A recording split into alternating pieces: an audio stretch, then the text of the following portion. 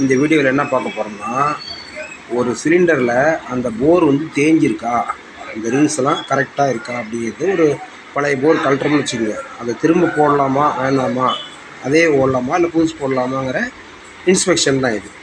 இந்த பிஸ்டன்லாம் க்ளீன் பண்ணிட்டு, ரிங்ஸ்லாம் க்ளீனாக நல்லா வாஷ் பண்ணிவிட்டு, திரும்ப அந்த போர்லாம் க்ளீன் பண்ணிட்டு, அதில் பிஸ்டனை இன்ஸ்டால் பண்ணி சும்மா ஒரு 4 mm போரில் கீழே இறக்கி வச்சுட்டு இது மாதிரி கெரசின் இது மாதிரி ரப்பிடணும்.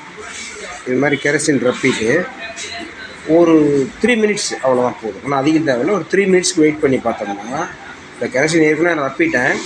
3 மினிட்ஸ் 5 நிமிஷம் ஆக போகுது. ஒன்றும் பாருங்கள், அந்த லெவல் குறையில, துளி கூட அந்த எண்ணெய் வந்து பிஸ்டன் சந்து வழியாக கீழே போகலை. கீழே பாருங்கள், தட்டுக்குள்ளார கீழே அந்த சிலிண்டர் போர் காமிக்கிறது பாருங்கள். கீழே எங்கேயுமே அந்த எண்ணெய் லீக்கேஜ் இல்லை. கெரசின் தான் ஊற்றணும், ஏன்னா அதுதான் ரொம்ப தின்னு. டீசல் ஊற்றக்கூடாது. எங்கேயுமே லீக்கேஜ் இல்லை பாருங்கள்.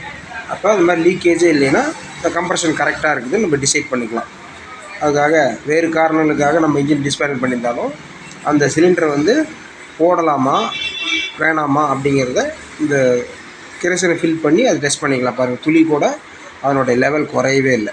அப்படியே அந்த டாப்லேயே அப்படியே இருக்கு பாருங்கள், தெரியுதா? அந்த லேயர் கொஞ்சம் கூட குறையில, ஒரு ட்ராப் கூட குறையில, ஒரு ட்ராப் கூட கீழே வரல. அப்போ இந்த போர் வந்து ரெடி டு இன்ஸ்டால். அதுதான் இதில் நம்ம தெரிஞ்சுக்கிறது. நம்ம தேவையில்லாத இந்த ஒரு தேவையற்ற ஒரு செலவு வந்து நம்ம குறைச்சிக்கலாம்.